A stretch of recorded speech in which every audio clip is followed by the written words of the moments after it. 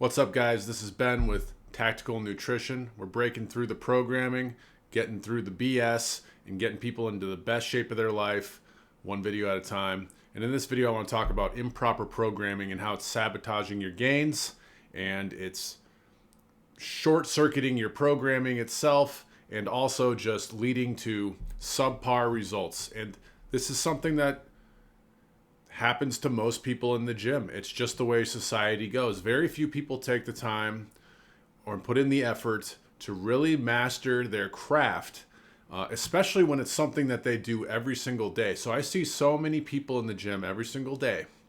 The regulars. Anyone that goes to the gym regularly knows that, you get the regulars. The people you see there all the time, they're very dedicated. They're usually very serious about what they're doing. They want to get results. They're not lollygagging around. But still, I see them following, fad workouts, improper advice, or just making things up, kind of asking their buddy that really doesn't look any better than they do. And what ends up happening is you just get this stagnation, and people really overcomplicate things. All right, so I want to talk about a little bit about NSCA guidelines for working out. Now, you don't have to go to school and you don't have to know all this stuff and all the scholastic and academics and look at all the studies and the peer-reviewed studies and all this stuff. You don't have to do that. Some of us have done that, though. And it definitely helps at first. Now, experience generally trumps everything else. If you go in and you're getting great results and everything's going according to plan, then keep doing what you're doing until it starts to falter, and then find a way to adapt. That's what life's about, right? This doesn't just pertain to working out and nutrition. This pertains to everything from business to relationships to anything else. If you're going to do something every day, do it right. So, NSCA guidelines, I can't remember how many there are. I think there's 7 attributes to a proper exercise program. And that really breaks down to even a proper workout itself. So, when I say program, I'm talking about like sometimes periodized program where you're actually like really going in depth and launching out mesocycles and cycles of different things. I can't remember the name of the cycles, but they break down into like 4 to 6 week programs strung together over the years.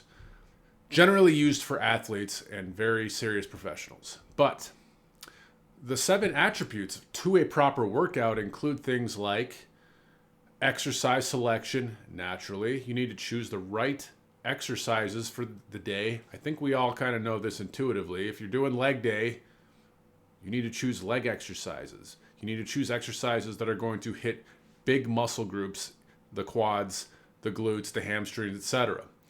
Number 2, exercise order. Now, this is one that I'm going to harp on here for a second because this is what I saw this morning.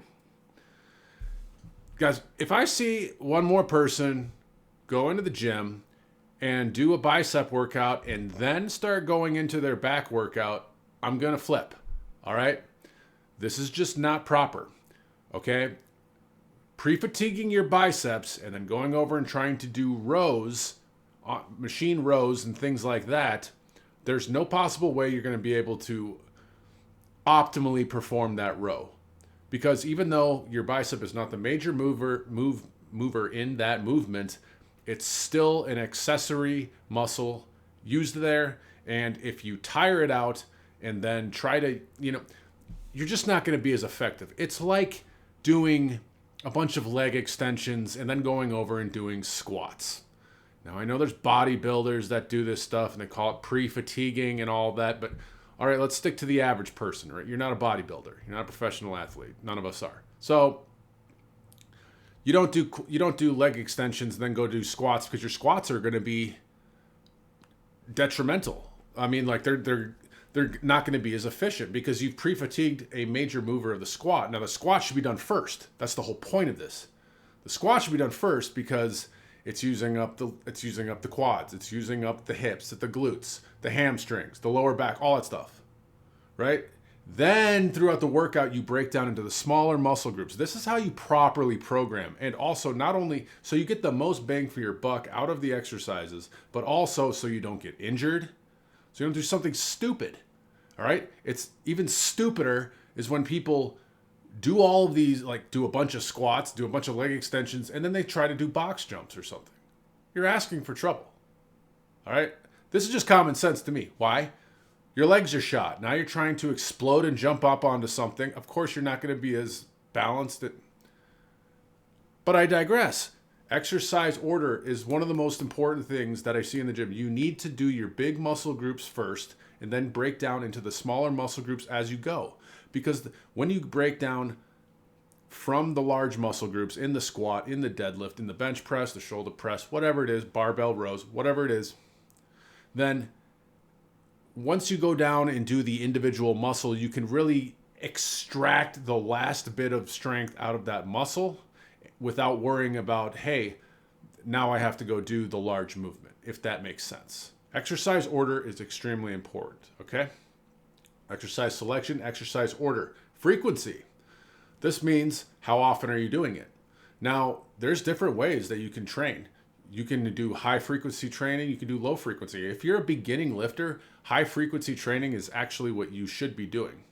Because if you're just getting started, your muscles are so unused to doing any of this stuff that, it's a standard of basic strength that to get something stronger and better, you do it more often, right? This doesn't go into eternity, right? But it just makes sense intuitively, correct? You want to get better at something, you do it more often. Your arms are lacking behind, you don't like your biceps, you do biceps more often, okay? That's called frequency. All right? Now, what happens though, is that you can do things way too frequently or way too infrequently. And what's going to happen? You're going to become imbalanced. So you should look at that. You should write these down and you should look up what they mean. Okay? Selection, exercise order, frequency, rest, a huge one of the biggest in the gym. How many seconds are you resting? Do people ever time it? Do they have any idea at all? Do they know how it should be? No. But you should be resting for no more than like 2 minutes on an exercise. If you want to keep the proper time under tension, let's just say you're doing bicep curls, a basic exercise, right? You don't need to rest. How often do we get caught on the phone, caught talking to people? You're walking around, before you know, it's been 5, 6, 8, 10 minutes before sets. It really does make a difference because your body starts to get the idea that it's no longer working. And if you extend these rest periods out too long, what will actually happen is your body will start to go into like recovery mode. See, when you're in the workout, your body knows it's in more of like an epinephrine cortisol mode where you're actually working and working. You're breaking down tissue. You're doing the work. After the workout, the hormones change and your body will start to go into recovery mode. Okay? Otherwise, this is the hormones that I talk about in other videos, things like cortisol and insulin and testosterone growth hormone and all these things. But so rest periods, you got to keep them short. You should time them at first. Get used to it. Ideally, what you should really do intuitively training is when you're working out, let's say you're doing a set of squats this time, is like as soon as you feel ready to get back into that set, you go. You don't wait any longer. The only exceptions to this rule is if you're training for speed, like you're doing plyometrics or Olympic lifting or something like that, where you actually need to rest for like 4 to 5 minutes to get maximum muscle recruitment back. Another example would be a max squat or a max deadlift. You don't max deadlift and then move the weight up and do it 90 seconds later. That's not how you want to do this. In that specific scenario, you need to rest for a longer time to allow full recovery because you're going for a 1 rep max. Most people aren't doing this. Most people are doing the normal workouts of 8, 10, 12, 15, 20 reps. You don't need to rest for 5 minutes. Sometimes you can rest for as little as like 60 seconds. I'd say 90 seconds at most for the most part. But as soon as you feel ready to go back in, like you feel about 90%, right? You're no longer panting. The muscle's starting to you're starting to feel better again. Get back into it. That's how you get volume. That's how you get your workouts to not take 5 hours. And that's just a good rule of thumb. So that's your rest periods, okay? That's number 4. Now I'm already forgetting what the other 3 are. So we've got exercise selection, exercise order, rest, frequency, volume, okay, I believe is 1. So volume and intensity, we'll call it intensity. So intensity, they're not the same thing, but intensity. Intensity is obviously how hard you work out, right? Now, you should not go 100% all the time, like as in doing 1 rep maxes all the time. At the same time, most people are not going intense enough. Let's just be honest. Most people's intensity is way too low, which is one reason why they don't get the results they want. They've been reading too much Muscle magazine. They think they're too scientifically literate about this stuff. They're not. They're listening to their buddies. They're listening to excuse-making people around the world that are telling them, don't work out too hard. And then they end up hitting below the threshold of what you need to actually gain muscle. You do actually need to gain some muscle here, guys. You do actually have to hit some heavy weights. You need to get above 70% of your 1 rep max, right? You can't be hanging around 40%, 50%, all right? It doesn't matter if it burns. Burning is not intensity. I could sit here and I can do push-ups to failure. That's not really high intensity, right? It burns, but you should be working at a high intensity most of the time, but you should also be aware of when you need to tone it down, especially if you're really getting into strength training.